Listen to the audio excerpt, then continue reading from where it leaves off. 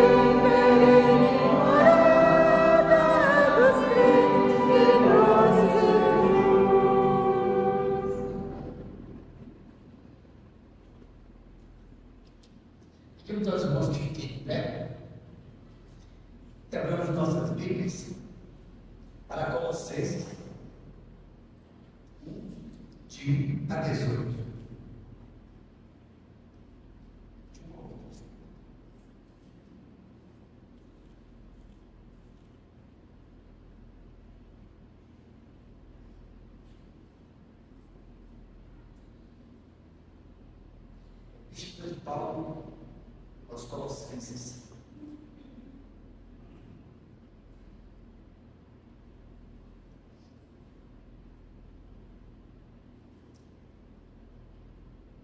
Colossenses, de um ao outro, se separa da nossa mesa.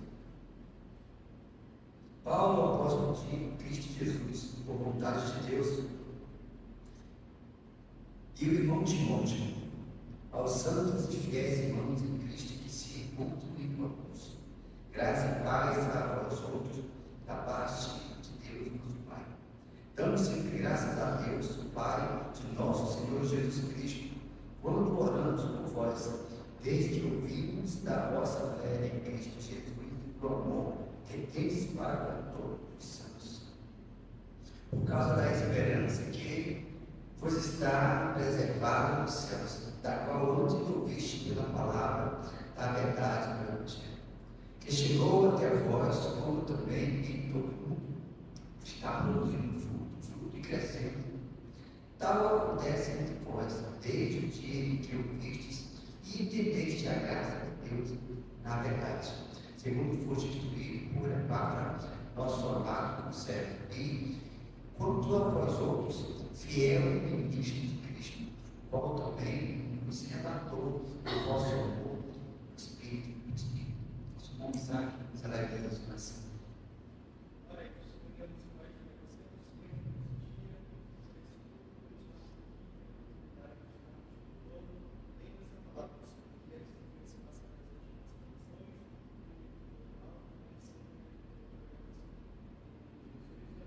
Amém. Podemos aceitar. Versículos memorizados.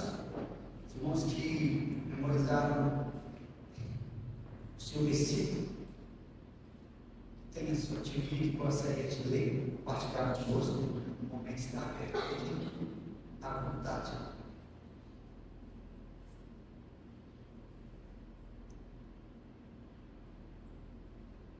Alegrai-vos no Senhor, digo-vos, alegrai-vos no Senhor. Filipenses 4:4.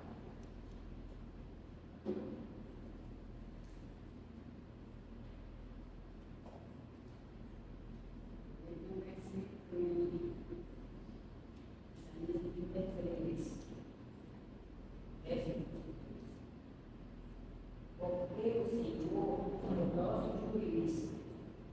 O Senhor é o nosso legislador. O Senhor é o nosso rei. Ele nos salvará.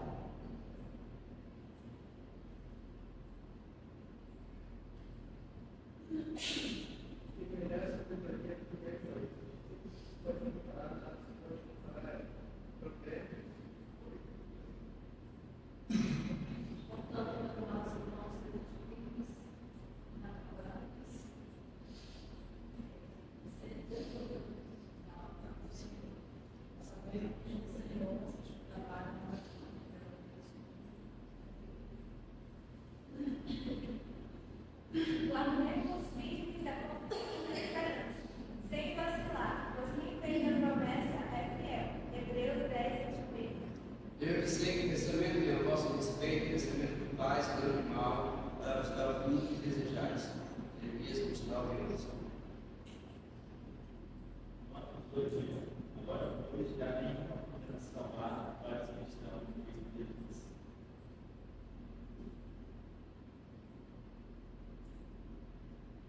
Ele nos libertou do império das trevas e nos transportou para o reino da função, Colossenses 1:3. Vamos seguir. Esta feita vamos usar a palavra do de louvor, vai cantar meu prazer e obedecer. Bom dia, irmãos. Bom dia. Bom dia. Vamos ficar em pé? Vamos cantar o cântico do meu prazer é obedecer.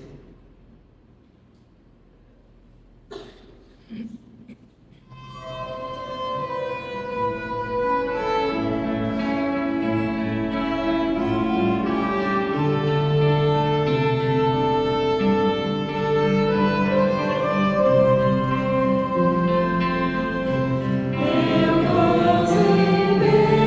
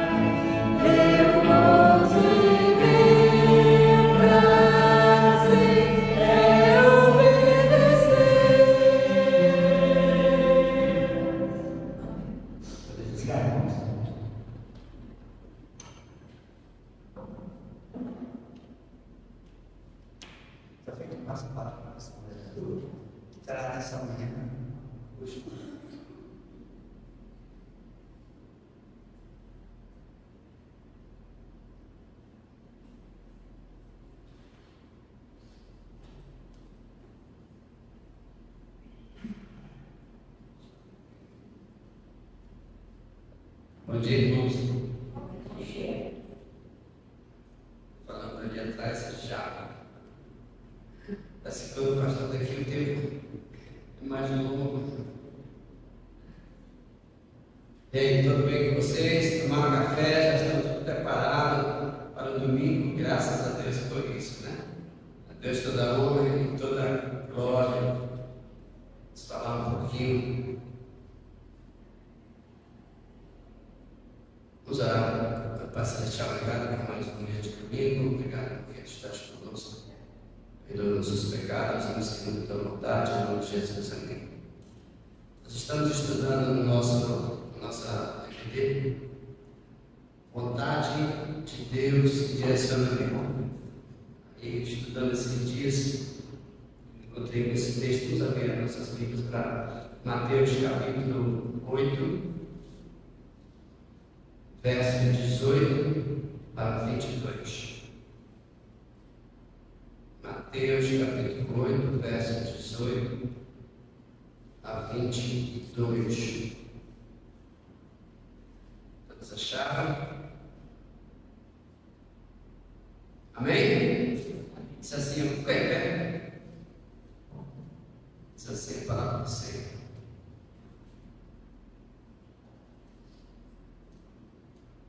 Vendo Jesus, muita gente ao seu redor, ordenou que passasse para outra margem. Então, aproximando-se dele, o Espírito disse-lhe: Mestre, seguiste para onde quer que fores. Mas Jesus lhe respondeu: As raposas têm seus covis e as aves do céu ninhos, mas o Filho do Homem não tem onde reclinar a cabeça. E um dos discípulos lhe disse: Senhor, permita-me ir primeiro sepultar meu Pai. Replicou-lhe, porém, Jesus: segue e deixa aos mortos sepultar os seus próprios mortos. Deus, obrigado pela tua palavra, obrigado porque tu tens falado conosco e nos usa segundo a tua vontade, em nome de Jesus. Amém. Obrigado, irmãos, por poderes assentar.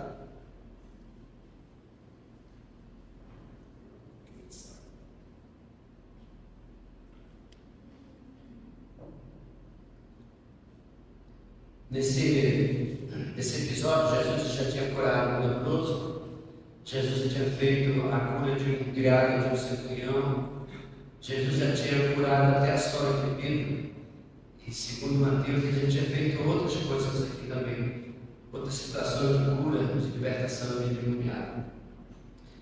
E pensando no que Jesus falou, que Jesus põe a prova os que querem segui-lo, né? E realmente seguir a Cristo é diferente, não é igual a seguir um amigo, seguir um professor, seguir uma pessoa que fala na mídia, que fala na internet, é diferente. Jesus aqui mostrou para essa pessoa que seguir a Cristo precisava tão somente entendê-lo, ouvi-lo, acreditá-lo e aceitá-lo. Ele também mostrou aqui que ele não era um homem de posse. Ele não tinha apartamentos para quando chegasse na cidade todo mundo ficasse alojados. Ele não tinha uma van para colocar todos os discípulos que iriam com ele cidade em cidade. Ele não tinha um navio grande, ele não tinha um jato desses que nós temos aqui hoje, com 2 motores potentes, para navegar nos rios e ir para as cidades para o Evangelho. Ele disse só aqui, olha. Mas Jesus lhe respondeu: as raposas têm o seu covis e as aves do céu ninho, mas o Filho do Homem não tem onde reclinar a cabeça. Você pode parar para pensar nesse versículo. Como ele tem realmente uma ênfase de levar, seguir a Jesus é diferente. Não é o oba-oba, não é um monte de condições. Graças a Deus, hoje nós já passamos por essa situação e Deus nos dá condições de levar o Evangelho. Mas nessa época aqui, quando era início do Evangelho, só Jesus, somente Ele, estava iniciando, já tinha seus discípulos, então Ele estava ali preparando para que todos fossem realmente levar a palavra do Senhor. E Ele falou aqui, olha, eu não tenho onde nem dormir, eu não tenho lençol, não tenho colchão, não tenho ventilador, não tenho ar-condicionado. Ele não tinha onde reclinar a cabeça. ou seja, onde repousar. Né? E o outro ainda disse assim: olha, permite que eu vá sepultar meu pai. Né? Ele replicou, respondendo para ele: segue-me e deixa os mortos, aos mortos sepultarem os próprios mortos. Né? Então, aqui Jesus Cristo já tinha falado para ele a situação do que estava acontecendo. Então, um seguidor incomum de Jesus, um seguidor diferente, um seguidor que é uma pessoa que precisa realmente seguir a Cristo. Né? Tem uma música que fala, não sei se é do Logos, que diz assim: seguir a Cristo, ó quanto eu amo, dou minha vida cada dia por Jesus. Então, a gente vê que seguir a Cristo é dia após dia. Seguir a Cristo é todas as manhãs, é todos os dias, todas as noites, todas as horas, no trabalho, na escola, na vizinhança. Eu não estiver, eu preciso demonstrar que eu sigo a Cristo, que eu sou um seguidor de Cristo. Então, nós vemos aqui que essa pessoa que perguntou era uma pessoa que conhecia muitas leis, né? E ele foi até o Senhor, e era uma raridade realmente, um escriba realmente, fazer essa pergunta para Cristo, né? Ele é muito da lei, sabia tudo aquilo, mas acreditamos que ele fez essa pergunta porque ele queria seguir realmente Jesus, né? Mas será que era daquela maneira que ele estima, aquela pessoa tinha um carro, aquela pessoa possuía posse, possuía esse conhecimento, quando chegava era conhecido, né? Ao contrário de quem seguia a Cristo, onde chegava tinha aquelas pessoas que já recebiam o conselho de Cristo, mas a maioria não queria nem saber. Ao contrário, estava lá na multidão, né, que estava fazendo algazarra, ou seja, Cristo servia quando ele curava, quando ele libertava, ainda bom. Então, esse teólogo, essa pessoa, esse conhecedor da lei, ele fez essa pergunta tão importante, né? Mas, aproximando-se dele, o Espírito disse: mestre, seguiste-ei para onde quer que for. Que indagação, ele não indagou, ele não perguntou a Cristo se eu vou te seguir. Mas Cristo mostrou para ele que seguir a Cristo era diferente. Uma grande resolução para este escriba não foi fácil chegar até o Senhor, porque Jesus era um homem muito desprezado por aquelas pessoas que não queriam seguir. E seus seguidores eram, em parte, pessoas simples. Ele era desprezado pela classe alta, né? Todos aqueles judeus cheios das suas profissões, cheios dos seus cargos, eles desprezavam a Cristo. Eles não queriam ouvir a Cristo, porque eles sabiam que aquele ali, eles entendiam não ser o Salvador, porque eles imaginavam que Cristo viria diferente. Como é que esse Jesus é nosso Salvador se ele é filho de José? Se ele é filho de Maria? Nós estamos esperando vir aquele pomposidade do céu, descer do seu cavalo branco, com a sua coroa, exterminar todas aquelas pessoas maus, os romanos, etc., e reinar naquele momento. Mas aqui a gente vê que Jesus era um homem desprezado por aquela classe de pessoas, principalmente pelos escribas. Quem seguia Jesus são pessoas simples. Né? Quando nós vemos no Sermão da Montanha, a primeira multiplicação dos pães, nós vemos ali 5.000 homens, fora crianças e mulheres. Se eles fossem de posse, eles tinham chegado ali com seus banquetes, cada família sossegada com seus aparatos, com seus bordões, aquelas comidas chiques lá. Mas quando Jesus Cristo olhou para o povo e os discípulos: mestre, como nós vamos dar comida para esse povo aqui? Está todo mundo com fome. Como nós vamos fazer isso? E seguir a Cristo é fazer como aquele discípulo estava com Cristo ao lado. Então, aquelas pessoas eram sem posse, estavam com fome, não tinham dinheiro para comprar. A Bíblia diz que eles estavam ali passando muito tempo. Eu acredito que eles ficavam em pé, ficavam sentados, era na grama. Eu acredito que não tinha sol naquele momento, eu acredito que não tinha chuva naquele momento. Então, Cristo mostrou aqui que as pessoas simples o seguiam, né? E nós temos que desenrolar desse episódio. Cristo multiplicou porções, teve comida para todo mundo. Então, aquele escriba, Jesus Cristo mostrou para ele que seria Cristo. A única voz que ele deu o seu coração voltado para Cristo. Em parte, pessoas desprezadas, pecadores, publicanos, eram as pessoas que seguiam a Cristo. Portanto, o escriba pertenceu aos visitantes raros. Aquele grupo de pessoas raras. Quem lembra do grupo de uma pessoa rara que foi visitar Jesus? João 3, né? Nicodemos. Era um homem de posse. Era um homem culto, né? Mas ele também fez aquela pergunta ao Senhor. Jesus Cristo disse que ele tinha que nascer de novo, né? Então nós vimos todas essas situações. Sentiu-se atraído, o escriba sentiu-se atraído pelo poder do Senhor, provavelmente por causa dos milagres que viu e do amor que sentiu por Jesus. Realmente aquele escriba ele era diferente. Ele, quando olhou para Cristo, ele sentiu aquilo diferente em Jesus Cristo. Poucos, não todos, né? Mas bem poucos daqueles homens de alta escalão dos judeus creram em Jesus Cristo. Os demais queriam cortar a cabeça de Cristo, como assim foi feito, não a cabeça, mas morto, né? Então vamos para 1 Coríntios capítulo 1, verso 20, 27 e 29. 1 Coríntios capítulo 1.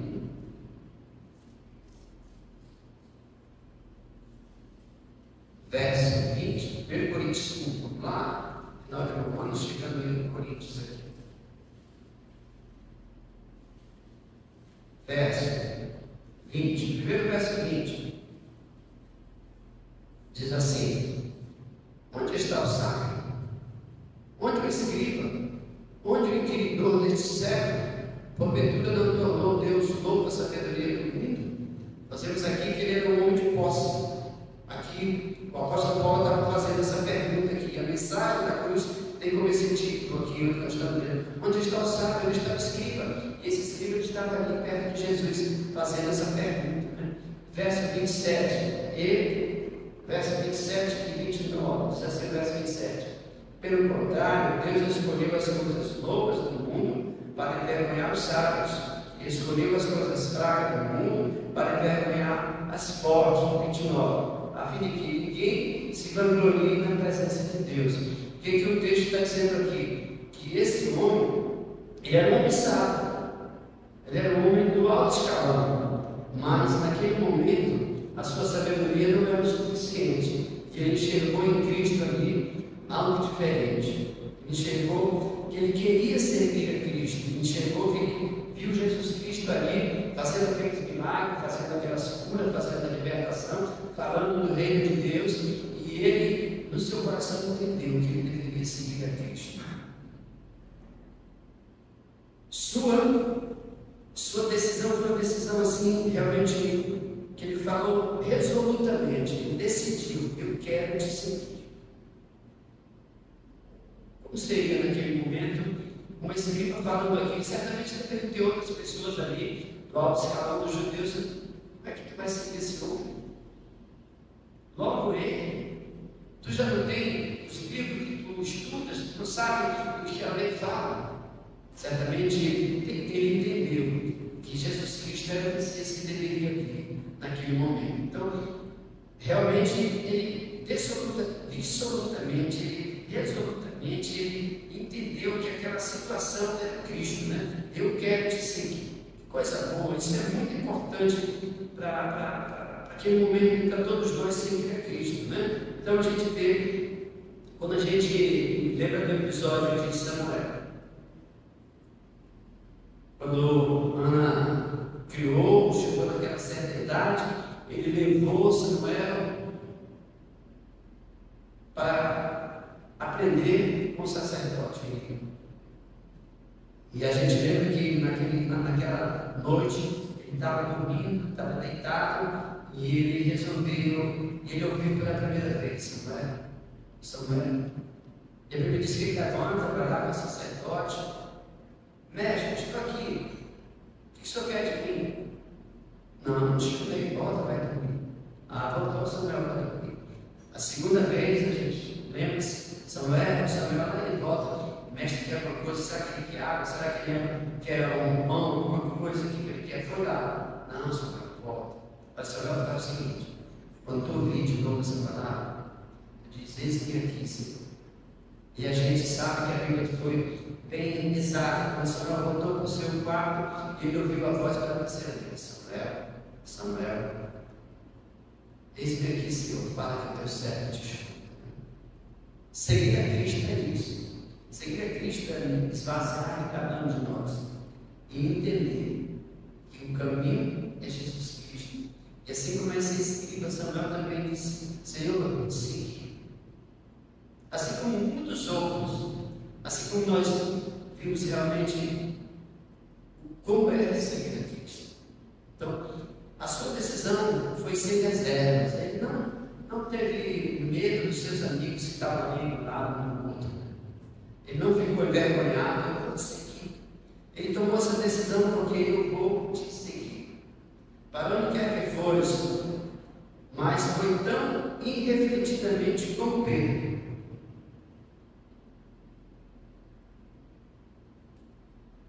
Naquele momento ele imaginou uma coisa e veio uma resposta diferente para ele.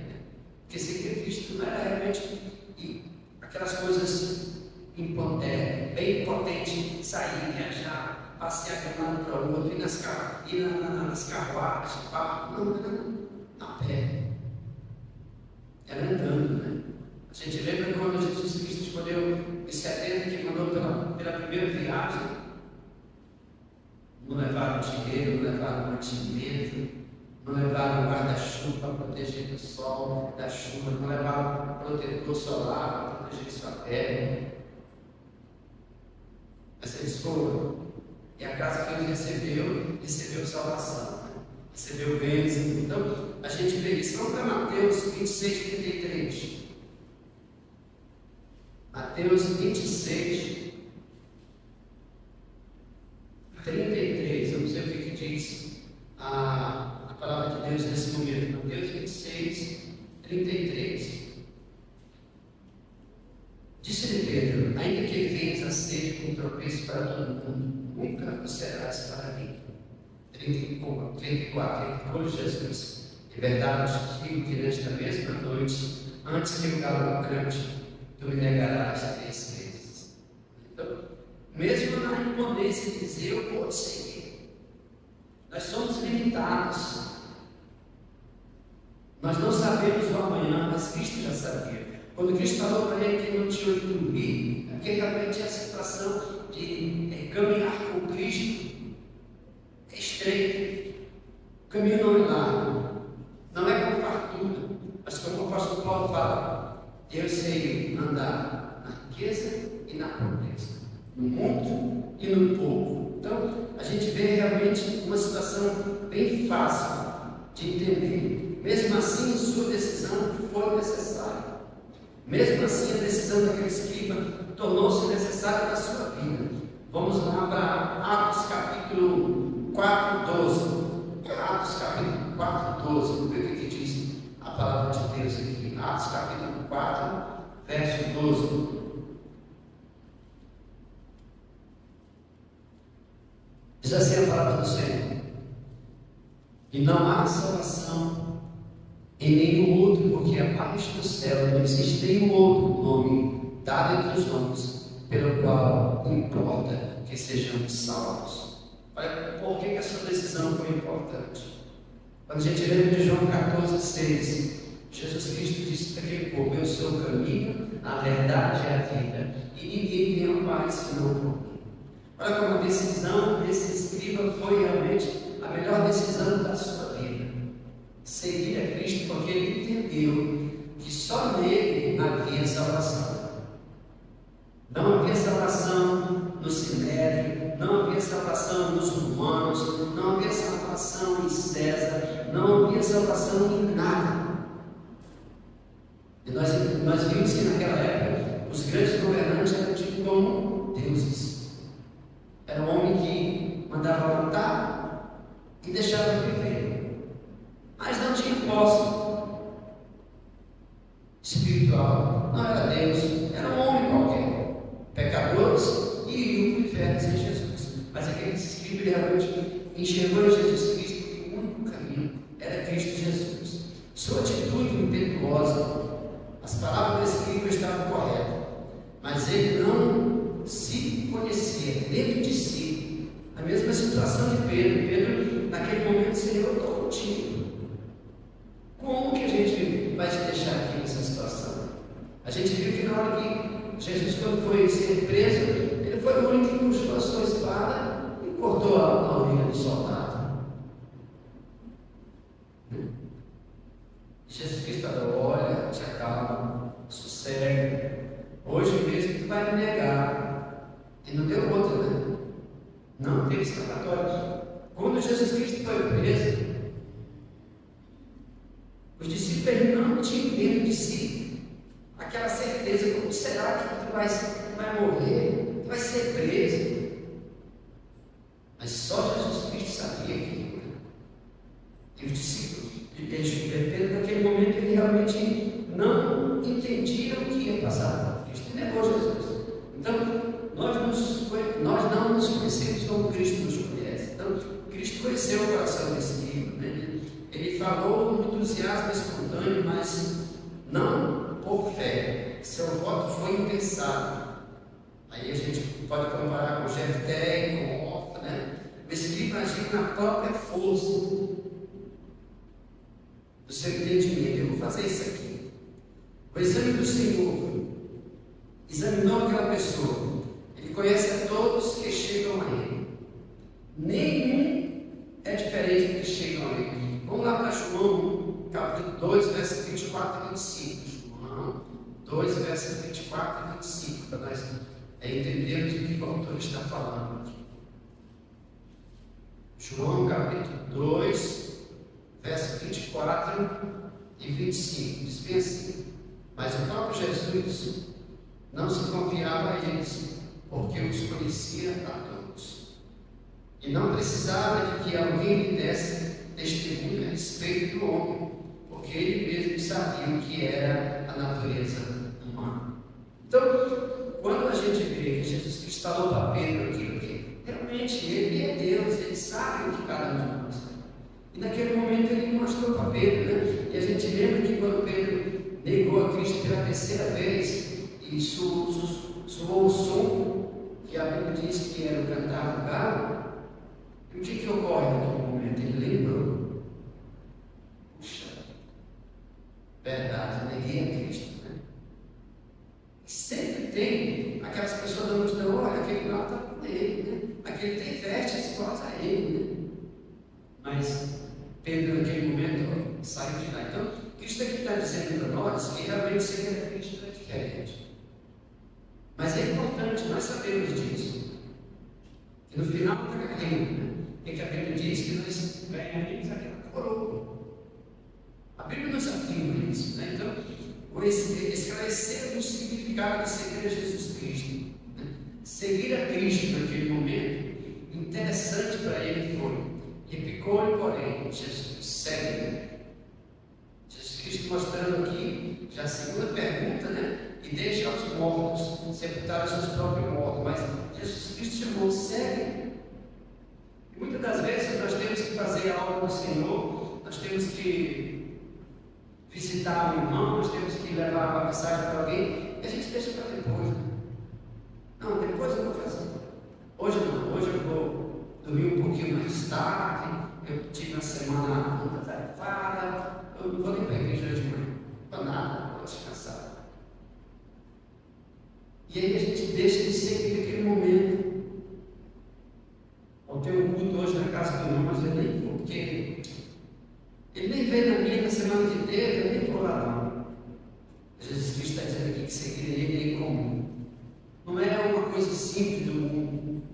É uma coisa para Cristo sim, mas para o mundo não é. Porque nós somos diferentes. Seguir a Cristo vai nos dar realmente o privilégio de sermos chamados filhos de Deus. Porque se temos Jesus Cristo no coração, seguir a Cristo é isso, levar a palavra do Salvador. Então, chamou a atenção dele para a sua pobreza naquele momento. Jesus Cristo mostrou para aqueles que, olha, eu não tenho, faz-me rir para que você possa me seguir. para que a gente possa parar no restaurante quando estiver com fome, parar e comprar uma água da Dói, gelatina. Não tenho dinheiro para comprar lanche. Não tenho dinheiro para pagar o hotel para você. Isso aqui é diferente. A gente lembra que João Batista, quando iniciou o seu ministério, né? Se alimentava de mel, de gafanhoto, suas vestes eram de pele de animal. Como é diferente, né? A gente vê que os homens pescando lá, Pedro isso aqui pescando, não pegava nada. Mas quando Jesus Cristo mandou jogar a rede, pegou. E na outra vez, Jesus Cristo, quando os pescadores estavam lá, naquela situação, pescando, Jesus Cristo já estava assando o peixe lá para levar Pedro, já para iniciar o ministério de Pedro. Mas não tinha abundância, não tinha dinheiro, não era rico que o homem. Você quer renunciar a tudo como eu? Ser pobre como eu? Jesus Cristo fez essa pergunta para ele, né? Vamos lá para 2 Coríntios 8, capítulo 9. 2 Coríntios, capítulo 8, verso 9. 2 Coríntios 8, 9, diz assim a palavra do Senhor. 2 Coríntios, capítulo 8, verso 9. Pois conheceis a graça de nosso Senhor Jesus Cristo, que sendo rico, se fez pobre por amor de vós, para que pela sua pobreza vos tornasseis ricos. Era muito fácil se Jesus Cristo viesse ao mundo em toda a sua potencialidade de Deus. Todo mundo ia seguir a Cristo. Sabe o que Satanás ia falar? É por isso que é fácil seguir. Quando a gente vê lá na situação de Jó, quando Satanás chega na presença de Deus, Deus fala para ele sobre Jó: mas é fácil, né, rico? Então é fácil seguir. Mas a gente vê o que aconteceu com a vida de Jó. Mas mesmo assim, ele permaneceu firme. A gente vê o que a mulher de Jó falou para ele, né? Ei, deixa esse teu Deus aí, morre. Para parar o teu sofrimento, né? E a gente vê a resposta do touro, não sabe o que faz, né? E lá no final a gente vê que quando Jó fala para ele: eu te conheço, que ele ouviu falar. Eu te conheço. De pertinho. Então, seguir a Cristo é diferente. E Jesus Cristo mostrando para aquele povo que precisava levar o Evangelho, precisava pregar o Evangelho para todos eles. A gente vê que quando Zaqueu subiu na árvore para ver Jesus, uma das coisas que ele já falou na sequência, né? Vou devolver aquilo que eu peguei de volta. Vou dar 4 vezes mais, vou dividir o que eu tenho com os pobres, vou dar metade do que tenho. Nós precisamos nos esvaziar da riqueza do mundo e nos encher da riqueza de Cristo.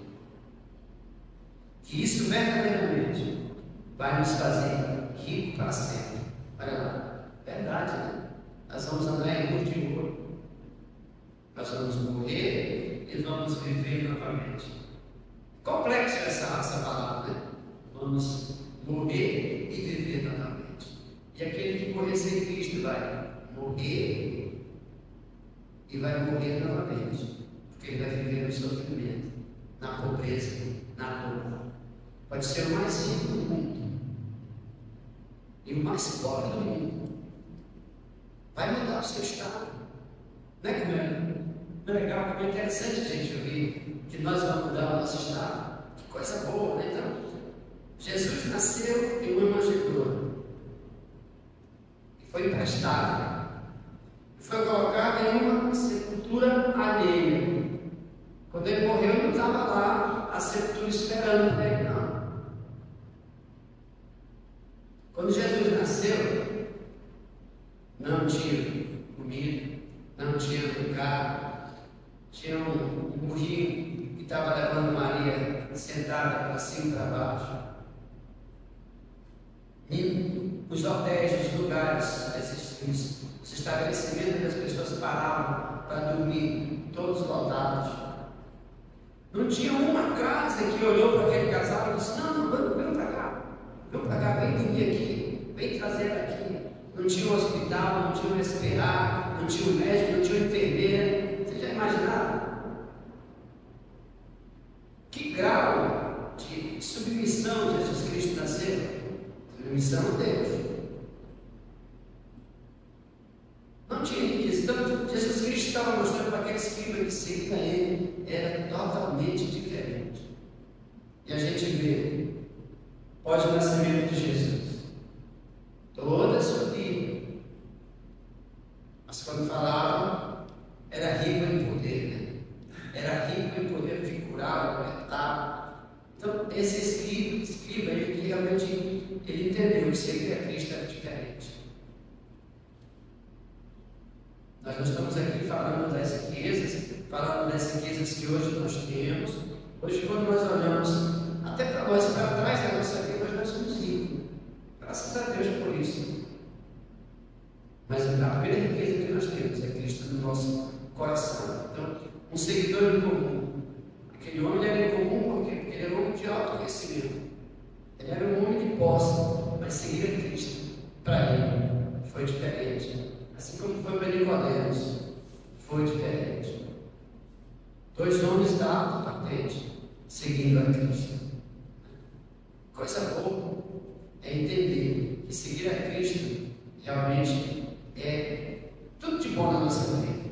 Seguir a Cristo é importante, porque nós temos um Cristo que nos garante a salvação, que nos garante momentos felizes nessa terra. Mesmo com os problemas que nós temos, ele está no barco, né? A gente lembra daquela tempestade, ele estava tirando aquele cochilo, e os discípulos ali agoniados porque iam morrer afogados. Mas mesmo na tempestade, ele está conosco, mesmo na doença, ele está conosco, mesmo no desemprego, ele está conosco, mesmo nos problemas, ele está conosco. E a gente vê que a fase do crente passa. Passa a bonança. Passa, não falar a pobreza, passa. Jesus Cristo está conosco. Então, seguir a Cristo, ao quanto é. Deus abençoe a todos nós, nos dê ainda um bom resto de domingo. Nós vamos agora para a nossa EBD, a classe separada dos jovens e dos adultos. Não sei como é que vai ficar os jovens. Você que está nos ouvindo no YouTube, muito obrigado e que Deus abençoe a cada um de nós. Deus, obrigado porque tu tens, ó Deus, separado-nos para seguir a Jesus. Obrigado porque um dia tu mandou Jesus Cristo morrer na cruz por nós. Obrigado, Deus, porque tu nos dá a liberdade de escolher a Cristo e que realmente possamos escolher a Cristo. Que as pessoas que estão nos ouvindo no YouTube possam escolher a Cristo e seguir a Jesus. Muito obrigado, em nome de Jesus.